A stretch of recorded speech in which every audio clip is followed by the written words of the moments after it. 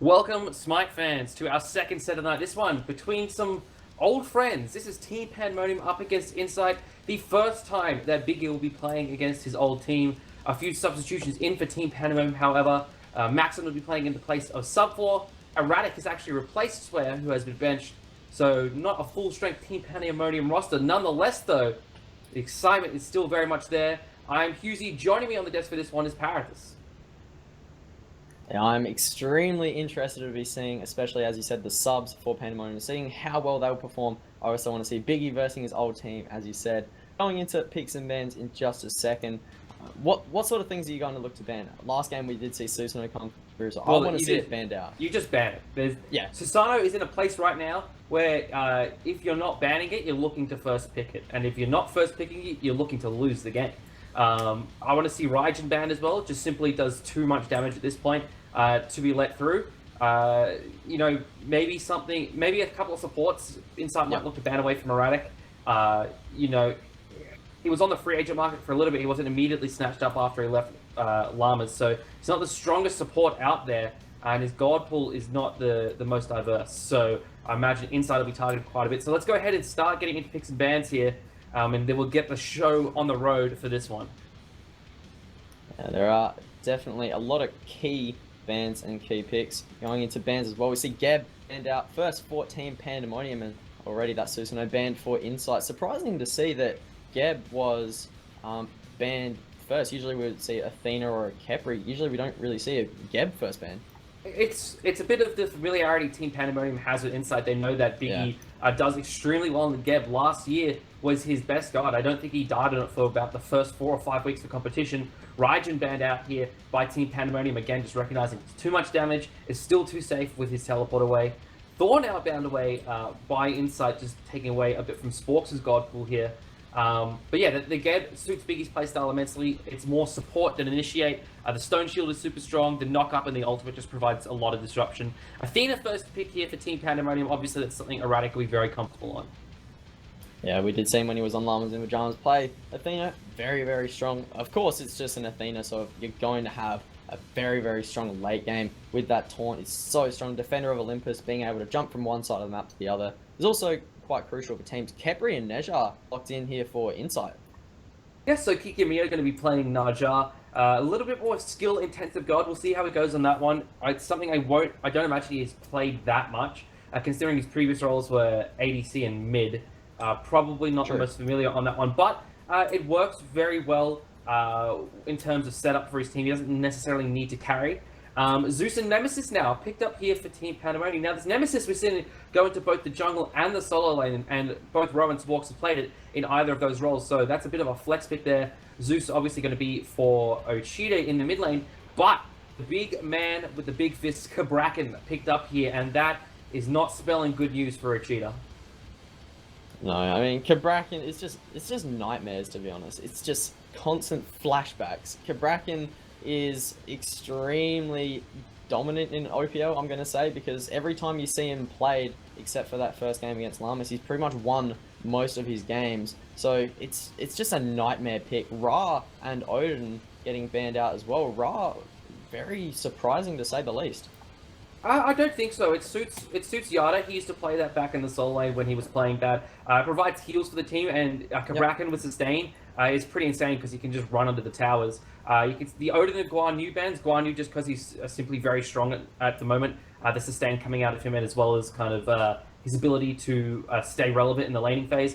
The Odin ban is simply to prevent the combination with Zeus. You know, the Odin ring into the Zeus ultimate, you can't get out. Especially as a Naja, it's very difficult there to avoid a lot of the damage. Soul ban here, again, they're targeting towards Yada, trying to restrict his god pool, perhaps forcing him onto something like a Noir, which we saw he play against Avant-Garde last week, in which they split. Anher now picked up for Incite. Yeah, Anher. Okay, I like Anher paired with a Kepri. Enjoy could be fairly strong. He's got a decent clear with those basics and Golden Bow as well. Desert Fury, CC immunity as well to get away from taunt potentially. Don't know why you would use it there, but Wukong, Huiyi locked in for Panda. Incite stuck with a mid laner paired with a Neja. Scylla is still open on the board, so Windfire Wheels paired to other monster is typical. Wait, Ram? Rama, yes, so This is a bit of a strategy coming out from Incite. This is going to be on her middle lane. Now, this is due to the fact that Yada used to play ADC. He's extremely comfortable on those basic attack-centric gods. Anher as well has got a fair bit of burst coming out of his Desert Fury. You look at this combination, though, it's to do a lot with the Kabrakan. You lock in the Zeus with the Kabrakan walls, and then you just hit him with basic attacks from the Ram and from the Anher. And if they try and get away, Impale straight back in if you don't have beads up. So a cheater needs to be very aware of the Kabrakan and also going into game. I really like the pick here that Incite have drafted, especially because Biggie is going to be playing Khepri. The Khepri revive is going to be key, especially when you're going up against such a high burst damage mage like a Zeus. You can put that revive on just at the last second, get a clutch revive, and you automatically have made this pick work. As well as that, it helps Ram a little bit in the laning phase. Khepri's Rising Dawn helps the wave clear immensely. Ram's become more relevant in the laning phase due to the strength of Throwing Dagger and Golden Bow. But still, he still struggles a little bit, especially against a Hou Yi. You combine that, though, with the Rising Dawn from Khepri that's just doing constant dot damage to the minions. You can clear it a lot faster, and that'll allow Laney to rotate out of the duo lane. And that's really where Laney finds his strength, is when he's contributing in these team fights. We can see from both teams a pretty standard start. Pandamonium's got it warded very early, though. They know that Kikimiya and Beast like to play aggressive in the early stages of the game, especially when they got power bots as they do now. So they're looking to spot out the invade, especially when you've got Nemesis on your team. Doesn't have the best early game clear. Not at all. The power pots coming through from Incite, though, if they do get caught out, especially we did see Zeus from Ochita find, I believe it was an early triple kill around at the mid camp. So it would have been an early triple or double kill with that, with the detonate. If he can find that onto Nezha, take away that power pot, Spork's missing the slice and dice on the mid camp set, though. The thing as well, though, is that when you've got this power pot Naja, you combine it with a power pot Kabrakan, and you've got an Anher in the mid lane as well, that's a lot of damage you can get down onto a Zeus that doesn't have much in terms of escape. You know, both the Pillar from Anher and the Tremors from the Kabrakan slow down that Zeus immensely, and as I just said, doesn't have an escape. That'll allow Kikimiya to secure damage from the ring toss a lot easier, and a cheetah, you know, should be playing fairly back here in the early game. In fact, should be playing fairly back all game. Yeah, exactly. Staying behind it. Erratic's playing Athena as well, so trying to stay back. Wait for a taunt to come through. Wait for the opportune moment to also pop that Lightning Storm. Go for that Chain Lightning as well in team fights. He really needs to be staying safe, as you said. But let's head towards our duo lane now. We can see Biggie and Laney pushing this lane pretty hard, forcing Max and Erratic back. It's got to be an awkward situation here for Team Pandamonium, as this duo lane is completely new. Maxon was actually a former member of Incite, is subbing in this week for Team Pandemonium, and Erratic is new support. The entire left-hand side of the map is completely foreign to the rest of the members of Team Pandemonium. I'd be very interested to see how these two go. Yeah, and also the rest of Team Pandemonium, as I said, the entire left side of the map is completely new, so it really invokes a lot of trust from the other members. So your original, the Ochita, Sporks, and Ro, really trusting Erratic and Max, and really not to give out too much in lane. A lot of scrims have been also come down, so they sort of work out the matchup and trust the Erratic and Maxon, but against the very experienced duo lane of Biggie and Laney, we'll just have to see how it works out. Take a look at our solo lane here. We can see both Ro and the Beast are level 5 at this point. I wouldn't be surprised to see some early rotations out of either of them. Ro doesn't have a relic yet, however, so he can't use TP if he needs to. Just happy, though, to take some fights here with Ro. You can see the Kabrakan just does so much damage, even with just that Mark of the Vanguard and Power Pod. Ro's really got to be careful. The only sustain he really has comes from his ultimate, and he doesn't want to be forced out of that. He wants to be using it more to escape ganks. Yeah, especially because Kiki's lurking around in this jungle. As you said, a rotation could come through from our solo laners, but again, a rotation could definitely come through from Kiki. One sash paired with a stun or even a Windfire Wheels before Ro can even use that Somersault Cloud to go up in the air, get a bit of healing, also a bit of CC immunity. And you'd be very aware of these rotations coming through from Incite. Alrighty, we can see some of the buffs have started to respawn. Red buff and speed buff up for both teams now. Expect to see the various parties heading back towards those ones. Early look at the graph shows pretty much even across the board. Slight gold advantage here for Incite, but that's just coming through their control of the mid camps. Very difficult for Zeus and a Nemesis to contest those mid camps, especially in the early game, and even more especially against an Anher, something that I'm sure Pandemonium is not used to playing against. Yeah, it's definitely a. I'm not going to say it's an odd pick. We've obviously seen an Arnher played in mid before. Um, it's something that you don't really practice against though. So that's one of the biggest things that Ocheetah's is going to need to look out for, an unfamiliar lineup in that mid lane. Some early wards here coming out from Pandamonium around the Gold Fury, protecting those lanes into the mid lane. They're looking to spot out when Just Laney is going to rotate, because they know if they spot him out through there, then it is going to be a big kind of rotation from Incite and possibly a fight in middle. So, keeping Just Laney away, or keeping even Biggie away from rotating there, although Biggie's starting to spend more of his time around mid anyway, is what Pandamonium is really looking for to make themselves aware of a fight and protect Ocheetah, which is really their objective, is just protect Ocheetah and ensure he can get off his damage. If only they had a Geb to protect Ocheetah with a bit of Geb shield or a bit of peel. But Athena does the job well. Anyone that really tries to dive onto Ocheetah or do a bit of damage, of course you've got that taunt. Maxon as well, playing that Hui. We haven't really talked about it too much, but Maxon, former jungle, I haven't really seen him play too much in this Hunter role. How do you reckon he's going to do as we transition more into a late game and in this team fight? I think he'll do really well. He's a mechanically skilled player. He's played ADC in ranked and casuals before, obviously different to competitive setting. Yeah. I believe he's scrimmed in that position before, but he's just a mechanically really solid player. ADC is a little bit less demanding in terms of intelligence than ADC. Not to say ADCs are dumb, but rather a jungler, you just need to be aware of so many buff camps and stuff, whereas ADCs, you can really sit in your lane, farm, and then rotate towards the mid when the time is necessary. So I think the weight that's off his shoulders now, not having to be aware of so many other things around the map, will really benefit him. And he might even play better in this ADC position than he did in jungle.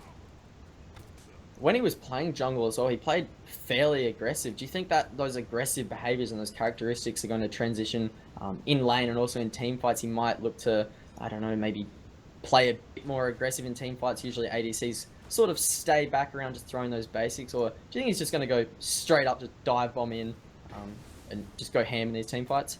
It's all contextual. It all depends on the situation. I think he'll make the smart plays, however. Yep. And with a Hou-Yi, you've got an escape with that jump. You've also got a stun when you combine your 1 and your 2 together. You've got just a lot of damage, so I think he'll play it smart. Biggie actually getting rotated on dash straight into the arms of Maxon, forced to use the rising on himself, but Biggie, forced to revive himself, will fall down here in just a second. Walks credit with the first blood. Naja has gone up. Ocheetah lays down the ultimate. Kikyo in a bad situation here. Pillar from Yada trying to save his jungler, but there's not much he can do, and Kikyo falls down. But in the air is Just Laney trying to go onto Sporks. He misses 2, misses the 3rd as well. Unfortunate for him.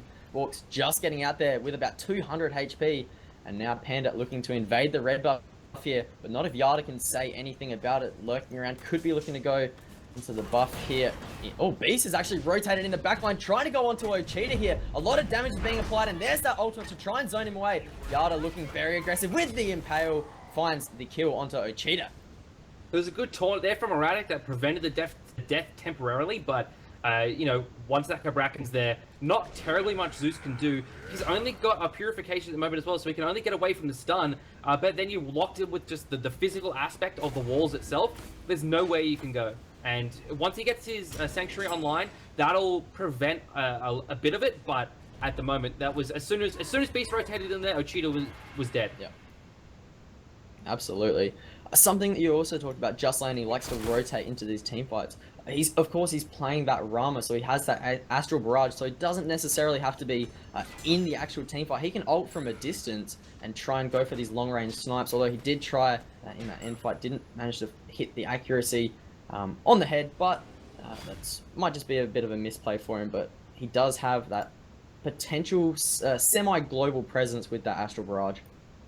Yeah, Ram though shines more when he's there basic attacking. He's got such a powerful steroid with his attack speed increase on his 2 and the damage increase on his 1. He's got a cripple as well, so he really serves you better actually being in the fights and then using the Astral Barrage to pick off people that are fleeing rather than necessarily using that as your only contribution to the team fight. However, as you said, it just does make it easier. He doesn't need to overcommit. I think though once Laney starts becoming more, one-on-one involved in these team fights, as in, as I said, they're basic attacking, then it'll turn a little bit more for Incite. But as we kind of take a look here, so we hit 8 minutes 30 in the game, looking at the graphs, we can see Experience and Gold still in favor of Incite. There is a large spike up there after that first blood, but Incite managing to retain a hold of their minor lead. Yeah, and it's Gold. Oh, actually, Gold Fury started up now by Pandamonium. Ochita is over here, so there's that Lightning Storm, and the Suns come down. Rana, Laney going up in the air. Panda pick up their first Gold Fury of the game. It's a simple combo. You just pop the Suns, you pop that Lightning Storm, detonate as well. It's going to secure that. Yeah, Zeus has got the best secure in the game for objectives like Gold Fury and Fire Giant, so no surprise Pandemonium looked to do it early. That's just their playstyle. Very similar to what Enemy does in North America, looks for those early Gold Furies. They clear out some wards and just burst it down with their extremely strong composition, and that's what Pandemonium's done, and now they've given themselves a lead in both Gold and Experience. You know, Pandemonium, I feel, really need to retain the lead throughout this one if they want to win it. If it stays too close, it's just going to go the way of Incite with that double ADC combo. And especially once the Cabrakan just becomes too tanky to even kill, it's going to be super difficult for Team Pandemonium to do anything about it unless they can stay ahead from the outset. And especially if Incite can take a gold, not a gold fury, a fire giant. Although looking at their team, they don't have that big objective secure that you see on Ochita playing Zeus. You see it on the Scylla, Ice as well. That circle of protections. They don't have that massive big ult. But if they do manage to take away a fire giant, that's just going to be so painful for Pandemonium. As you said, with those two ADCs, Yada and Laney, a fire giant buff on their team is going to spell disaster. As there's a good taunt coming through from Erratic.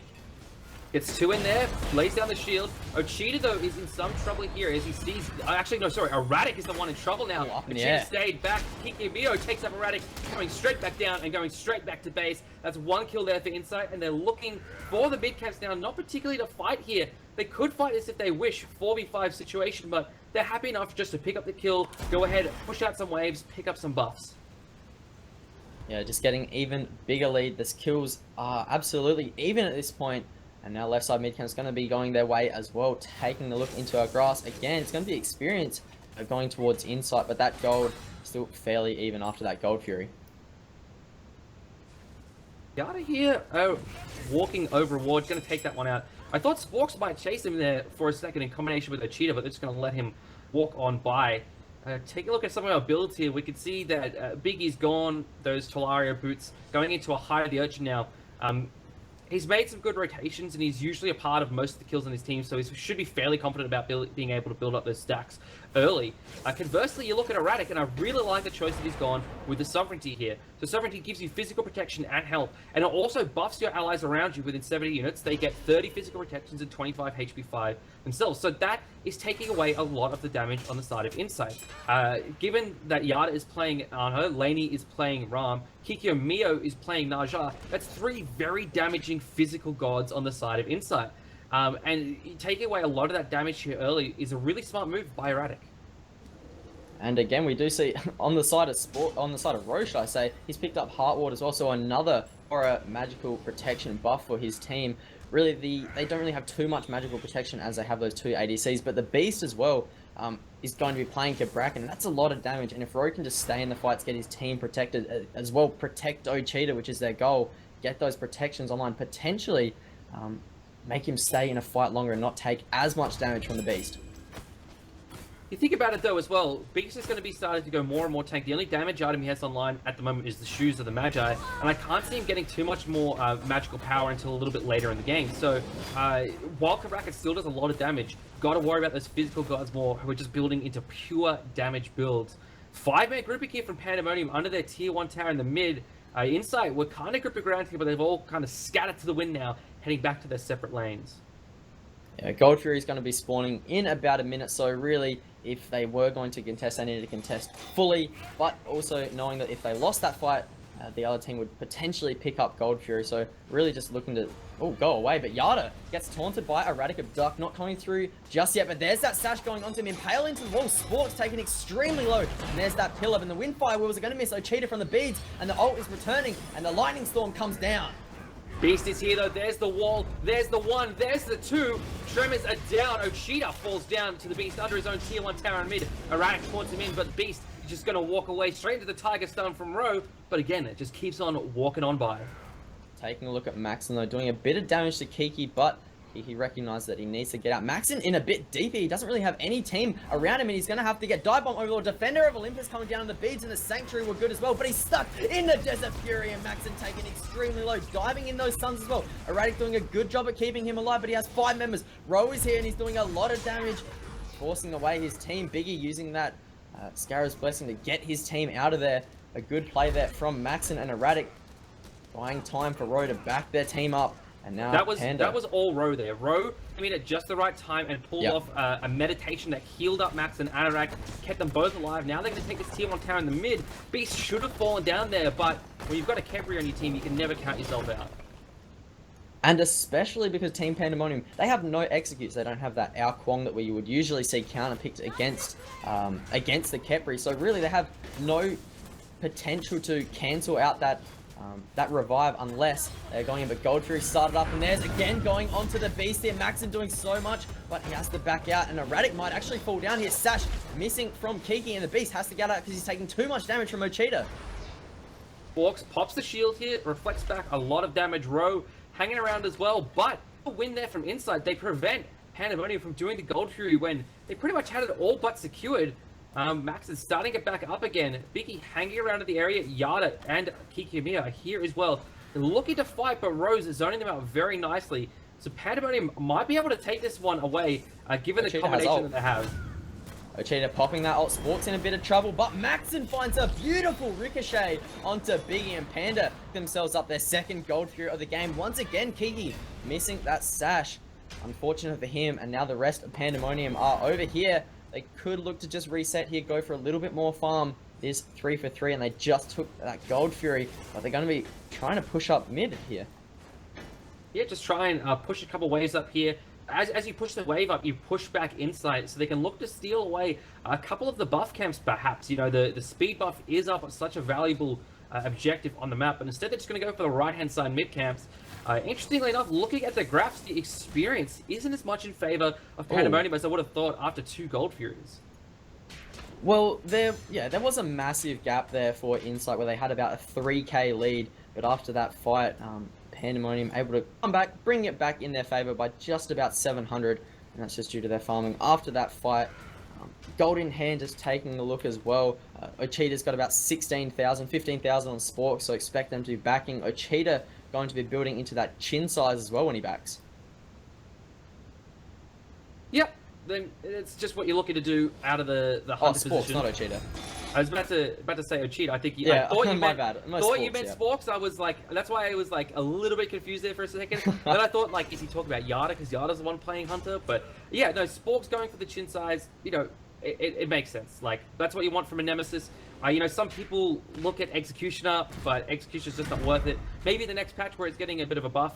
The chin size, though, just allows him to do so much damage with his basic attacks. And given the amount of slows he has in his kit, it's very easy for him to hit those basic attacks and apply that chin size proc over and over again. Absolutely. 17 minutes into the game now. No Fire Giant being contested. The wards are being placed just around that. When do you want to start seeing Panda really go for these Fire Giant? They've snuck a Gold Fury. They've pretty much got the Secure online. When do you reckon they're going to start going for these Fire Giants? As Kiki looking to go onto Maxon here. I think Pandemonium, as soon as they have a numbers advantage, over on the right-hand side, Beast getting ganked, Pandemonium commit 3 members over there, and they commit the Athena ultimate as well. So what's going to happen now is we're going to see something pretty akin to League of Legends, where the teams are just going to split. Up goes Max, and he should fall down here in just a second. But you look, you can see Pandemonium going on the right-hand side, take the tier 1. You can see Incite now, they're going to take the tier 1 on this side, and it's just a game of chicken. Who's going to crack first? Who's going to overcommit to one side? You know, Ochita's here trying to defend. Kiki gets in with the sash. There's the purification. Down comes the lightning storm. Ultimate sanctuary pop as well for Ochita. Fall down here in just 1 second, and Biggie picks it up with the tick of the Rising Dawn. Both teams will trade out tier 2 towers here, and as I said, it's just about who cracks first, who's going to go back and defend Phoenix. It's got to be Pandemonium. They can't look to push any further, especially because Incite have drafted those 2 ADCs. If they're going for a straight chicken push, in a split push, should I say, in both lanes, teams not defending at all, it's going to be Incite who pretty much come on top every single time. Take a look at our graphs now. We can see Experience and Gold are both in favor of Team Pandemonium at this point, despite Incite having the kill advantage. that's just to do with the two Gold Furies that they've taken. They've also taken an extra tower in mid lane, but still, they have the advantage at this point. They should be looking to press it. I am just taking a look at Ocheeta's build here. He's gone for that penetration boots. He already has Play Helm. Soul Reaver, though, before he gets any kind of... Usually you would build potentially an Obsidian Shard around that time, but he's gone straight into that Soul Reaver. Very interesting. Yeah, it's because he's looking to go to deal damage to the beast when the beast is trying to attack him.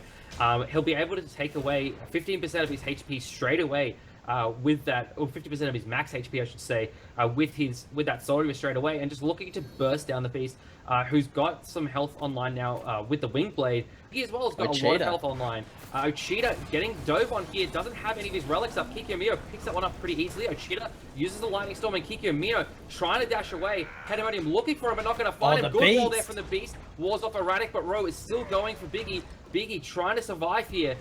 Trying to get away from Ro. Kikyomiyo gets the Sash and Yada, impales Ro into the wall. Biggie should get out alive. Beast just raid bossing here, absolutely running straight at Pandemonium and daring them to hit him, which they are not doing, except for Maxon now, who takes down some of the Beast's health, but really, Beast is fine with this.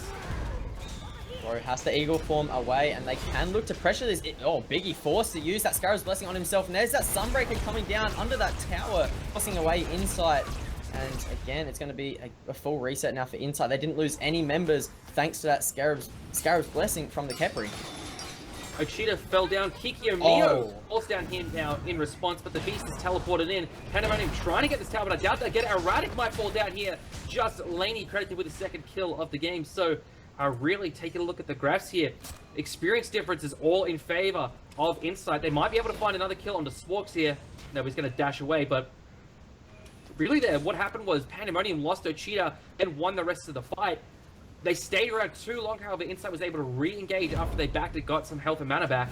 Now they're looking for the Gold Fury. Ro trying to contest here. Ocheeta using a lot of his kit onto the Beast. Incite takes down the Gold Fury. Looking for Ro, not going to find him. They're going to back away, but now Incite completely neutralizing Team Pandemonium's lead. Absolutely, 5-7, Incite getting a 2-kill advantage over that fight. Taking a look into the graphs, experience has once again turned in favor of Incite with about 1.6k gold difference. Again, still even, that's due to the 2 Gold Furies that Pandemonium have picked up, even though Incite are just going to pick themselves up that last one there. 21 minutes into the game, Husey, towers are going to be started to be pushed down. Especially by Incite. As we've mentioned countless times throughout this game, double ADC compositions, very good at pushing objectives. Team Pandemonium's composition is based all around team fighting. What Incite need to do, if they can look to get one pick, they can absolutely destroy Pandemonium from there in a 4v5 situation. 5v5, Pandemonium has a slight advantage if they are even in experience or ahead. When they're behind though, the Beast really makes it difficult for them to do anything. Erratic goes in, gets a 2 taunts there, but onto 2 very tanky targets. Nemesis ultimate used along with a Lightning Storm. Biggie forced to use a Scarab's Blessing on himself. Ro looking to go even further and try and pick him up. Not going to be able to do it. Yada, the only one defending this tower, and gonna give it up now. So tier 2 tower on the left-hand side, gonna fall Incite. Pressured back to their Phoenix. So what happened there was a Pandemonium just grouped up as 5, pushed an objective, whereas Incite was kind of dribbling in 1s and 2s, and were not able to effectively defend. Taunt coming down onto Laney, forced to beads away. Tier 2 tower is going to fall down in just a second here. Maxon's going to be trying to take that out. Good sash there onto Maxon as well, but the beads is good. Going back in is the Beast, doing so much damage onto Ocheeta. There's that wall coming down, and the Desert Fury as well. Ocheeta still juking around. Ro finds a kill onto Kiki, and it's going to be a full reset. It's going to be Ocheeta falling down. Laney finds one onto Sporks, however, and it's going to be Laney trying to chase down Maxon once again, though. Basics are going to be strong. Double kill for Laney, and they take fire. They're going to be looking to it. Yeah, so you said, you know, wake and Pandemonium look for fire, and I responded when they get 1 or 2 picks. It's the same applies for Incite. They can look for the Fire Giant when they've got 1 or 2 picks. Look at the Beast, just zoning beautifully like he's done all game. The Zeus into Kraken has just been a really bad decision for Team Pandemonium because, you know, Cheetah can get off his damage, but then after that, he's just going to fall straight down as soon as Beast looks at him. Yes, he might be able to beads or sanctuary some of the damage, but what happens when you're walled in and have got nowhere to go? The answer is you die. Incite, pick up the Fire Giant. 6 to 11. Incite going to be able to take that. As I said, as soon as Incite pick a Fire Giant, Yada and Laney are going to be doing so much. They're going to be dishing out so much damage. We have a look at their builds. Both have finished off Chin Size. Ichabod finished off for just Laney. And is that going to be a Titan's Bane for Yada? Yep, and it's going to be based around taking objectives. Like, Yada's just going to be focusing down the towers, focusing down the Phoenixes. The only other thing I could see it being perhaps a Brawler's Beat Stick for Sporks' healing, but given the amount of CC his team has, the only healing Sporks gets is from a shield. The CC cancels that shield, so probably just going to look straight for the Titan's Bane. Tier 1 tower falls down. Something on Pandamonium as well. Ro, he's going into that cloak. He's also got that wing blade to prevent the slows from Sporks. I'm surprised that he hasn't really picked up a Nemean Lion or a mid Guardian Male because they have 2 ADCs. I mean, mid Guardian Male would work well for the amount of slows. Even a Naja, after the stashes in, you look to use basic attacks.